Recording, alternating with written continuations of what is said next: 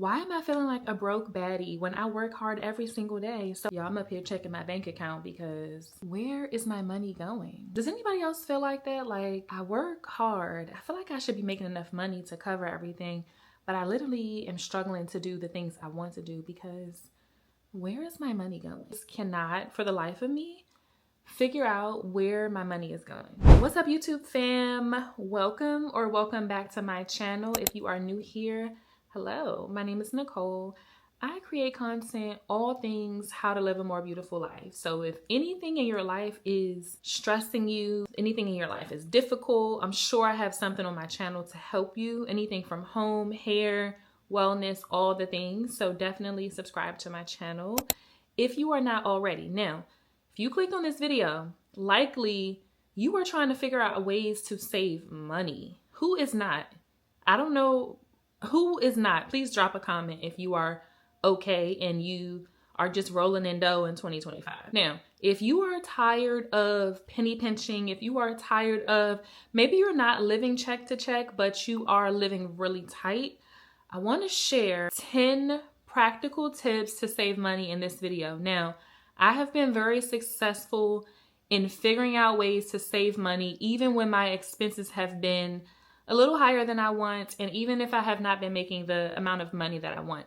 So I want to share some of the tips that I have implemented in my life to help you because it has helped me. Now, have I been doing a great job lately? Have I been doing a great job in 2025?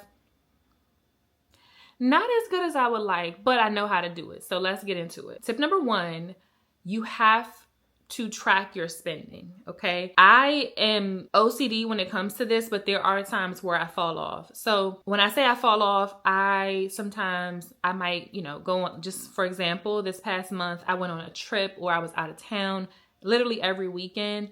And I didn't even have the time to breathe. I didn't have the time to like check in with myself or my finances. But you have to make time for that. So maybe say once a week. You definitely cannot wait until the end of the month because then your money is spent and you're scrambling. You're trying to figure out, how you're going to pay XYZ. You're trying to borrow money. We're not doing that. I don't want that for you. Okay. So what you want to do is, of course, we'll get into some other tips, and I've done a video before on how to save money. I'll link it. Got a lot of comments on that. Also got a lot of like negative comments, but yes, anyway. So I want you to track your spending. If you have multiple accounts, make sure you're checking all of your accounts. I have one primary account that I use for all my activity. I have a couple other accounts that are used for like savings or emergencies, but my one main account, that's where all of my transactions feed through. That way I can easily see where my money is going. And I also rarely pay for things in cash. So it's easier to just track things if it's all in one place. So tip number one is to make sure that you're tracking your spending and also track it on a regular basis. If you do it multiple times a week, cool. But at least once a week, go through, if you have a tracker of any source, there's all kinds of apps and different things that you can use. I use an Excel spreadsheet. I've said this before. But whatever it is that you use to track your spending, if you want any suggestions or recommendations, drop a comment below. But check that at least once a week so you can see how you're holding up. How's your spending going? And that way you can kind of reel it in.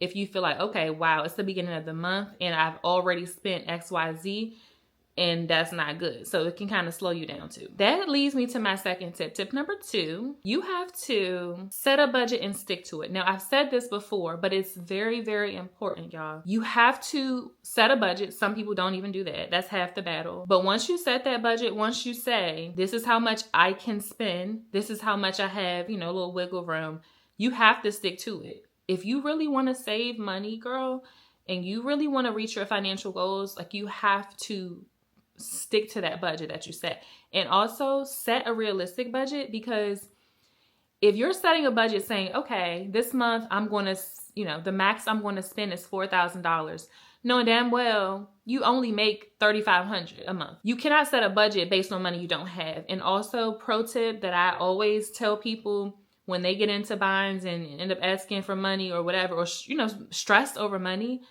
you should not budget with money that is not guaranteed.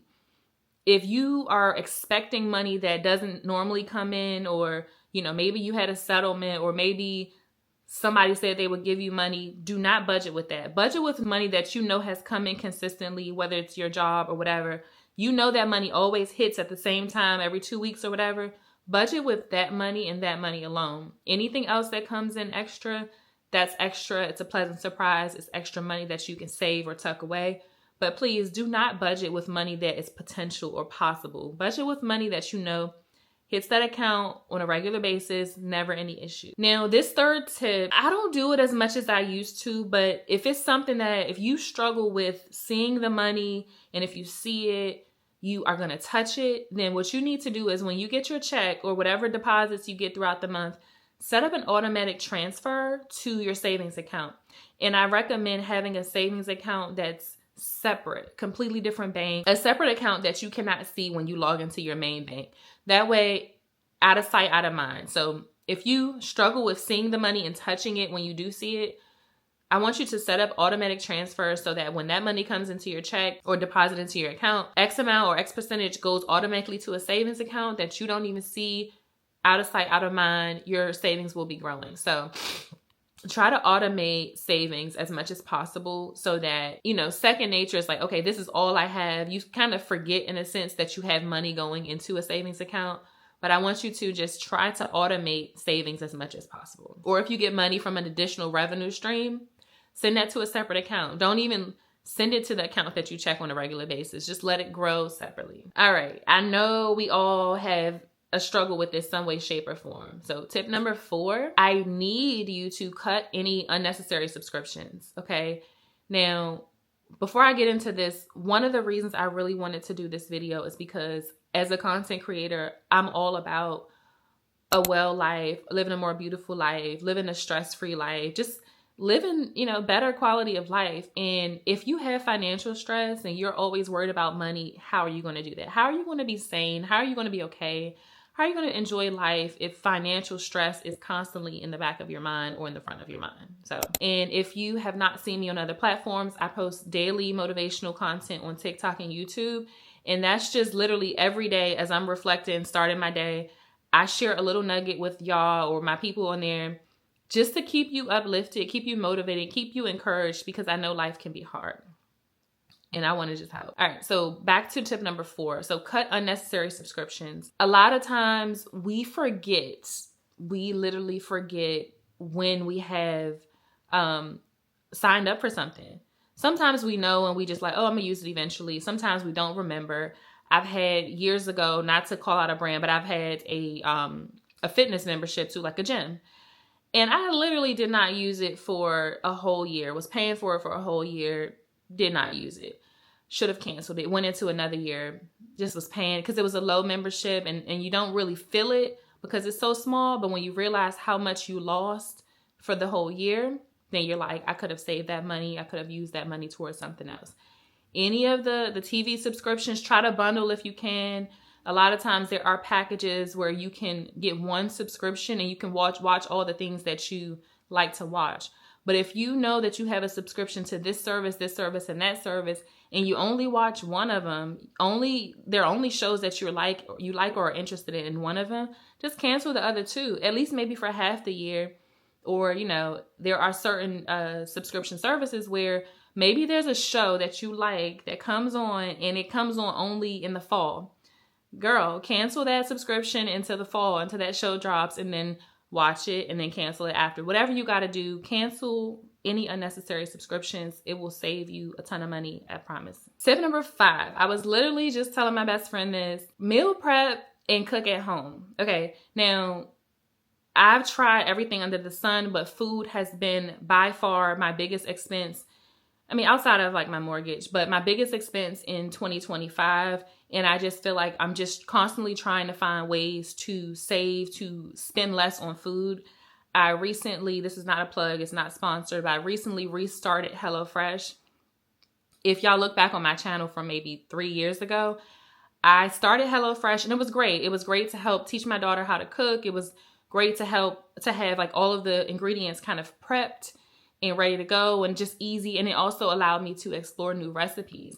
But I think that I think I got tired of the meals. I think I got tired of, and I got backed up. I wasn't using the meals as much. I'm back using it now because I'm like, okay, I'm spending way too much money at the grocery store. And I'm trying to find all the ways possible to see what's most cost efficient. So I'm only buying like breakfast, drinks, and snacks from the grocery store every month. And then I'm doing HelloFresh meals throughout the week for dinner because that's the most difficult, most expensive meal of the day. So I'm trying that. But if you can meal prep at all, if you want to do, you can meal prep breakfast as well. Sometimes what I'll do is I'll cook a bunch of like pancakes and waffles at the beginning of the week, and I'll freeze it, and then I can just put it in the air fryer or the oven throughout the week, and we have breakfast easy. Whatever you can do to bulk. And also when it comes to like things like waffles, pancakes, instead of buying the frozen ones, you can literally mix the batter up yourself, make it, freeze it, and it's the same thing, even better. So whatever you can do to meal prep, to save and bulk in your meals, do that, because food is very expensive and it's cutting into my budget. Like, it's really cutting into my budget, but we got to eat. So it's like, what can you do? But also, if you're able to coupon, I personally am not good at that. I definitely don't cut no actual coupons. I don't have the time. I just don't. But what I do, I have Safeway. I don't know if everybody has a Safeway grocery store, but I have the Safeway app.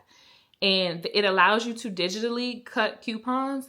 So what I'll do is I'll just go in before I go to the grocery store and click, and just clip all the coupons on there. So whatever I shop for, I can save based on whatever coupons are available. All right, tip number 6, y'all. My daughter eats me up every single time. She actually just became a teenager, and I'm sure she's going to continue to eat me up. But tip number 6 is to buy generic, okay? I go to Safeway a lot, and again, not sponsored, but that's like my local grocery store that has everything I need, and the lines are pretty quick, and it's easy to check out, all that stuff. It works for me. I buy all of the Safeway brand. I will not buy popular brands if the Safeway brand or the store brand is more expensive or more cheaper. I don't care. Brand doesn't matter unless there's like a recall on certain brands or whatever. If I've heard something about a brand, then I will not use it. But for the most part, it's all generic brand water, generic brand pancake mix, generic brand whatever. So if you can shop generic, and I know there are some exceptions, but if you can shop generic for most of your items, you will save. Because a lot of times, most of these products and foods, boxed, canned goods, all that stuff, it's the same thing. But we all know when you have a brand name, a brand reputation, you can typically charge the customer more. So if you can buy generic, that'll save you. And that's not just for food. That's for a bunch of different things. Like, if you can buy generic, just go for it, because we got to save money, okay? I got trips, vacations, and all kinds of things that I want to do and plan for. And I'm just like, how is this going to happen? I'm pretty good with making sure that I'm living below my means on a regular basis, but still, it's very hard. It's very tough. This economy in the United States of America, it sucks right now. So yeah. Tip number 7, I kind of touched on this a little bit, but tip number 7 is to use cashback and coupons. Now, I do have a credit card. You do have to be very responsible when you have a credit card, because you have to make sure that you're putting the money back. You're paying that bill. So my credit card is connected to my checking account. So what I'll do a lot of times is I'll go ahead and swipe the credit card for big purchases, and then just transfer the money to back to the credit card. And I've been earning cash back. So that's actually helping me to get money back. So I might get like $30 here, $50 there from my credit card cash back. So if you have a credit card or any type of rewards program, I also do this with some of the food companies that I like. So I do like to eat out. I'm big on Kava. Again, not sponsored. These are just Kava and Chick-fil-A. Those are me and my daughter's 2 favorites.